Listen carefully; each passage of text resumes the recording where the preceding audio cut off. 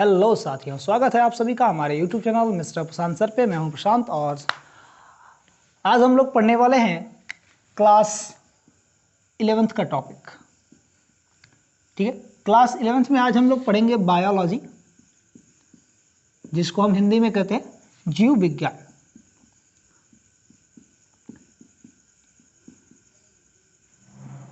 देखिए साथियों, प्रयास रहेगा अब से कि हमारा क्लास जो है भरपूर रूप से आपको दिया जाए। थोड़ा सा कुछ लाइटिंग का इशू होने की वजह से हम लोग थोड़ा सा वीडियो बनाने में असमर्थ थे, इसलिए इस बार हम लोग प्रयास में रहेंगे कि आपको प्रॉपर रूप से यानी कि सही तरीके से आपको वीडियो समय समय पर मिलती रहे। ठीक है, तो आज हम पढ़ने वाले हैं क्लास 11th का टॉपिक बायोलॉजी। तो बायोलॉजी में हम चैप्टर नंबर 1 के बारे में बात करेंगे। ठीक है, या थोड़ा बहुत हम बायोलॉजी के बारे में इंट्रोडक्शन की बात करेंगे कि क्या होता है बायोलॉजी। यह पूरी हमारी चर्चा आज चलेगी। देखिए साथियों, सबसे पहले हम जान लें कि बायोलॉजी है क्या। जिस तरह बायोलॉजी जो शब्द है ये दो शब्दों से मिलकर बना है। एक जिसको हम कहते हैं बायोज और दूसरा जिसको हम कहते हैं लोगोज। देखिए, बायोज का मतलब क्या होता है और लोगोज का मतलब क्या होता है, आज हम चर्चा करेंगे इस पे थोड़ा सा। बायोज का मतलब क्या होता है और लोगोज का मतलब क्या होता है। बायोज का जो मतलब होता है वो होता है लिविंग। बायोज का मतलब लिविंग बीइंग, जिसको हम कहते हैं हिंदी में जीवधारी, जिनको हम हिंदी में क्या कह सकते हैं, जीवधारी का नाम से जानते हैं। ठीक है, ये हो गया जीवधारी। दूसरा क्या है, लोगोज। लोगोज शब्द का जो अर्थ है वो क्या है, जिसको हम कहते हैं स्टडी, जिसका मतलब होता है अध्ययन।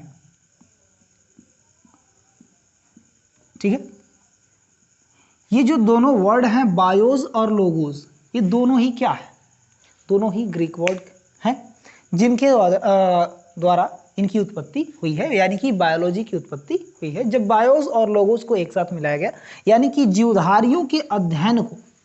यानी कि अब देखिए यहां पर दो शब्द हिंदी में भी है, जीव और विज्ञान। जीव और विज्ञान, तो जीव क्या है और विज्ञान क्या है।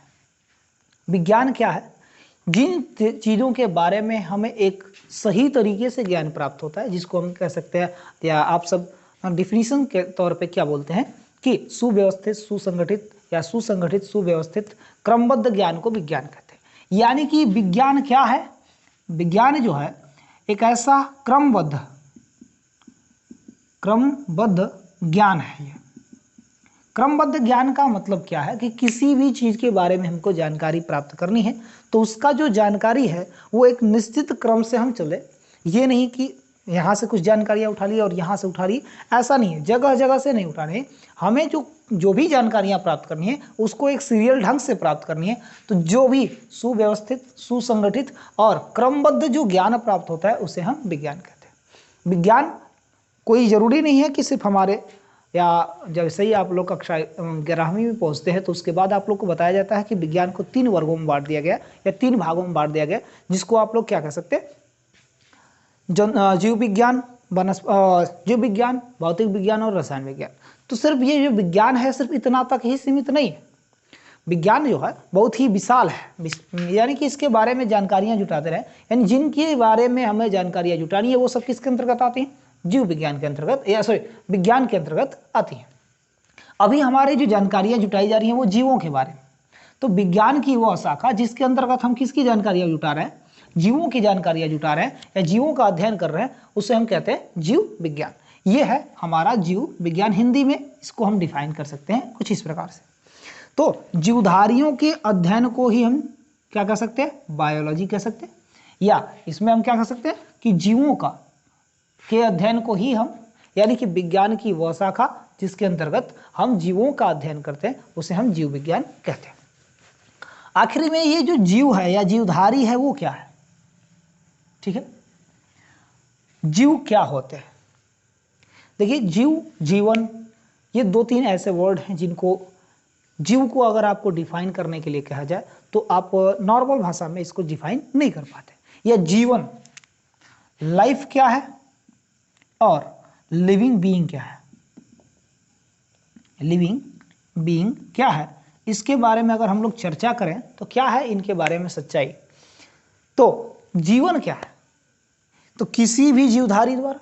अब जीवधारी है क्या, अब जीवधारी के बारे में अगर हम चर्चा करें तो जिनके अंदर कुछ जीव पदार्थ पाए जाते हैं। क्या पाए जाते हैं, जीवित पदार्थ पाए जाते हैं, जिनको हम जीव द्रव्य के नाम से आज जानते हैं। वो जीव पदार्थ या जीवित पदार्थ जो है जिनके अंदर यह पाया जाता है उसे ही हम जीवधारी कहते हैं या लिविंग बीइंग कहते हैं।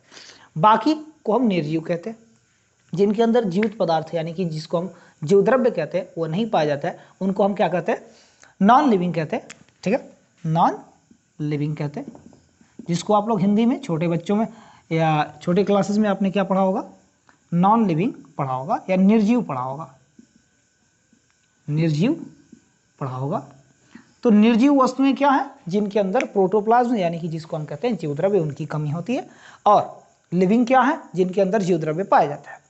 अब जीवन क्या है, तो जीवधारियों को यानी कि अगर हम बात करें लाइफ को, तो लाइफ को एक सिंपल भाषा में परिभाषित नहीं किया जा सकता। अगर इसको हमें परिभाषित करना है तो क्या करना होगा, इसके लिए पहले हमको जानकारियां कुछ जुटानी होगी। तो जीवधारियों के कुछ विशेष लक्षण होते हैं जिनको पूरी क्रिया के अनुरूप किया जाता है, यानी कि कुछ क्रियाएं जीवधारी करता है और वो सब सम्मिलित रूप से क्या कहलाती हैं, उसका जीवन कहलाती है। क्या कहलाती है, जीवन कहलाती है। ठीक है, इसके बारे में भी हम चर्चा विशेष रूप से करेंगे। पहले हम जान लें कि ये जो बायोलॉजी शब्द है, बायोलॉजी शब्द का प्रयोग है, ये किसने किया था। तो जो बायोलॉजी शब्द है इसका प्रयोग जो है दो साइंटिस्ट थे जिनका नाम था लैमार्क और ट्रेविरनस। कौन कौन, लैमार्क और ट्रेविरनस नाम के दो वैज्ञानिक थे जिन्होंने सबसे पहले जीव विज्ञान यानी कि इस बायोलॉजी शब्द का प्रयोग किया था। तो एक है लैमार्क और एक है ट्रेविरनस या ट्रेविरेनस।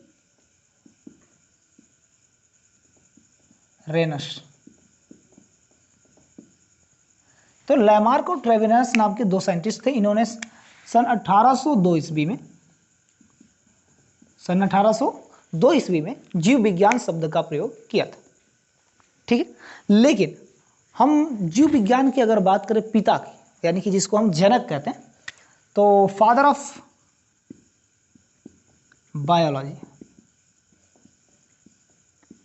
बायोलॉजी हैं कौन, तो इनके बारे में हम नाम सुनते हैं अरस्तु का। किसका नाम सुनते हैं, अरस्तु का, जिनको हम अंग्रेजी भाषा में एरिस्टोटल के नाम से भी जानते हैं, एरिस्टोटल। ठीक है, अब इन्होंने जो है या इनको जीव विज्ञान का पिता क्यों कहा जाता है। देखिए, सर्वप्रथम यानी कि प्राचीन काल के समय की अगर हम लोग बात करें तो सबसे पहले जीवों के बारे में जानकारियां जुटाने वाले जो व्यक्ति थे वो थे अरस्तु, और इन्होंने लगभग 500 से अधिक जो है जीवों के बारे में खोजा और उनका उल्लेख भी किया, यानी कि उन्होंने एक किताब लिखी थी और उसमें इन्होंने क्या कर लिया, अपने जितने भी जीवों के बारे में खोजा था उनको लिखा या उनका वर्णन किया, इसलिए इनको हम क्या कहते हैं, अरस्तु को जीव विज्ञान का पिता कहते हैं। ठीक है, देखिए विज्ञान के भी पिता जो हैं वो अरस्तु को ही कहा जाता है, क्योंकि अरस्तु ने न केवल जीव विज्ञान यानी कि जीवों का अध्ययन किया बल्कि इन्होंने विज्ञान के बारे में भी कुछ चीज़ें जो बताई हैं, इसलिए हम विज्ञान के पिता भी अरस्तु को ही कहते हैं। अब देखिए आगे चल के हम लोग क्या पढ़ते हैं कि जो जीवधारी होते हैं वो दो प्रकार के होते हैं। जीवधारी कितने प्रकार के होते हैं, दो प्रकार के होते हैं। एक जिसको हम लोग कहते हैं पादप, जिसको हम कह सकते हैं पौधे, हिंदी में पौधे, और एक होता है जंतु। तो ये दो प्रकार की जो है जीवधारी पाए जाते हैं। अब पादप किसे कहते हैं और जीवधारी जंतु किसे कहते हैं, इसके बारे में अभी विशेष रूप से हम लोग चर्चा करेंगे। उससे पहले हम जान लें कि जो जंतु है, ठीक है, वो क्या है। तो ये दो शब्दों से मिलकर बना है। जंतु विज्ञान जो है या जंतु विज्ञान की बात करें तो विज्ञान की वह शाखा जिसके अंतर्गत हम इन जंतुओं का अध्ययन करते हैं उसे हम क्या कहते हैं? जंतु विज्ञान कहते हैं। और विज्ञान की वह शाखा जिसके अंतर्गत हम क्या किसके बारे में पढ़ते हैं? वनस्पतियों के बारे में, वनस्पतियों की बारे में अध्ययन करते हैं, उसे हम कहते हैं वनस्पति विज्ञान। ये जो दोनों हैं ये किसके हैं? ये जीव विज्ञान के जो है दो पार्ट हैं। किसके पार्ट हैं? या दो हिस्से हैं या दो भाग हैं जिसको हम पढ़ते हैं, जंतु और वनस्पति। या इनको हम क्या कह सकते हैं? यह अरस्तु ने ही जंतु और पादप दो हिस्सों में इनको बांटा था। अब इनके मोड ऑफ न्यूट्रिशन को देखकर, मोड ऑफ न्यूट्रिशन क्या होता है, जिसको हम कहते हैं पोषण के आधार पर अरस्तु ने उन्हें दो हिस्सों में बांट दिया। एक क्या है?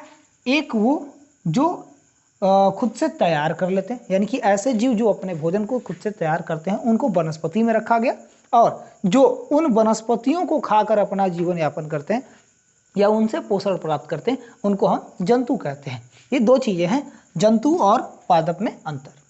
तो अब ज्यादातर अरस्तु का जो रुचि रहा है वो रहा है जंतु में। किस में रहा है? जंतु में। और इन्होंने सबसे अधिक जो जीव खोजा है उन जीवों में सबसे अधिक क्या थे? जंतु थे। और इसलिए हम